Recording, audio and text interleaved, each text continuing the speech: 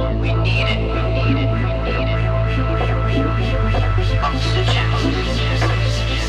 It's why we breathe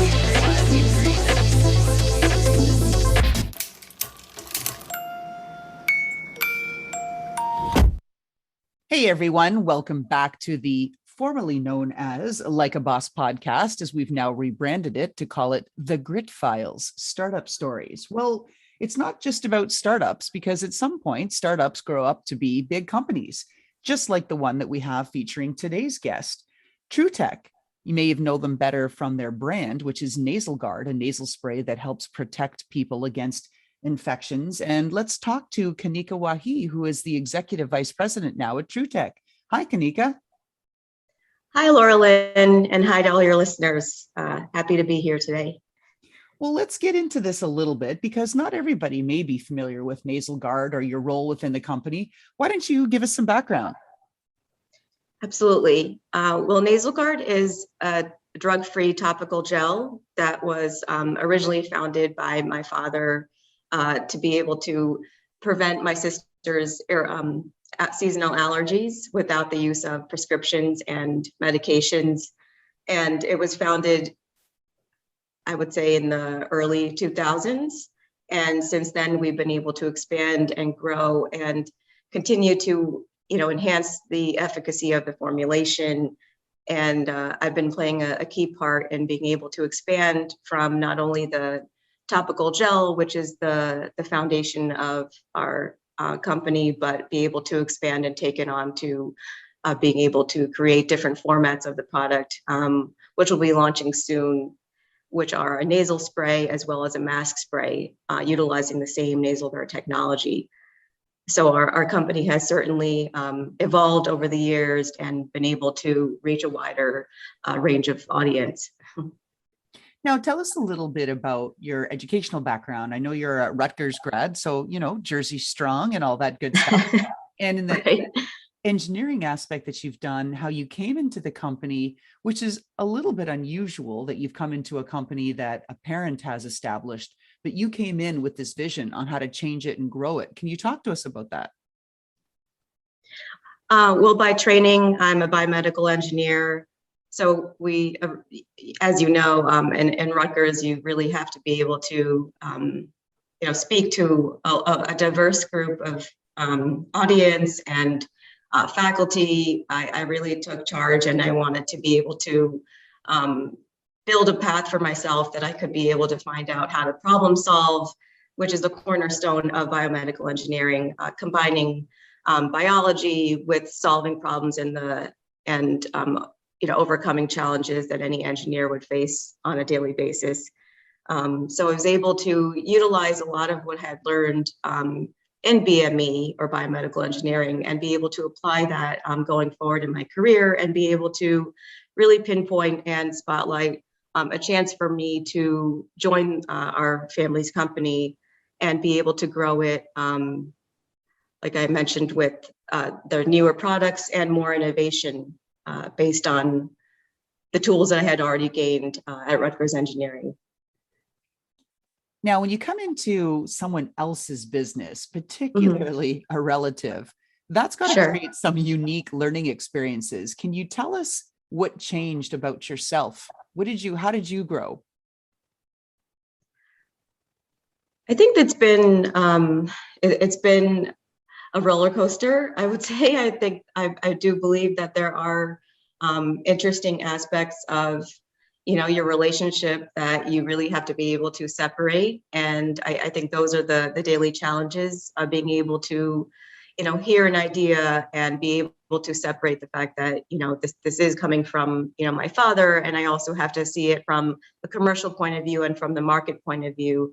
So I think as far as I have learned to be able to, really take in a lot of his thoughts and ideas and try to rationalize and separate those two, be able to draw a line between my relationship as, the daughter versus the engineer's hat, and also now as a executive VP, I really want to be able to put my, I want to be able to have the perspective of our end consumer and the end customer. So I think those have been the biggest challenges of being able to separate those roles as someone in management in the company, as well as my role as a daughter outside of that. If I was an alien on another planet and we were chit-chatting, maybe we were having a cocktail on the planet, and you were telling me what nasal guard is and what your role is as a biomedical engineer, can you explain it in a way that I'd understand? It's actually pretty simple. It's a clear topical gel that's applied around the nostrils that is positively charged, and it blocks and stops airborne particles that are negatively charged, such as pet dander, dust mites, virus-sized particles, and other allergens from being inhaled into the nose. So you can essentially see it as you can consider it a Brita for the nose and your own personal air filter. Oh, I like that. That makes the explanation clear. I've got a visual going now. So good. Kanika, if I asked you then a question, what's your kryptonite? What tears you down? What do you want to share? I'd say people being, and as a whole, I would say there's a new obsession about being an entrepreneur for the sake of being an entrepreneur. I see that there is people jumping on the bandwagon. I find that to be something that is, counterproductive. I believe that there are people who don't have the right vision and don't have the right goals. I think their priorities, might not be aligned. I think that a lot of times people, are too quick to assume that entrepreneurship is for them. I think that that's something that's really frustrating.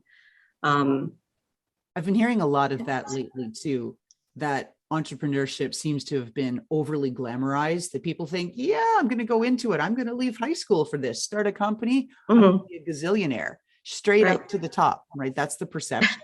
And it's really far Right. from the reality. Right. All right. Now I'm giving you an undo button. You got to go back in time into your life and you get to change one thing. What do you change?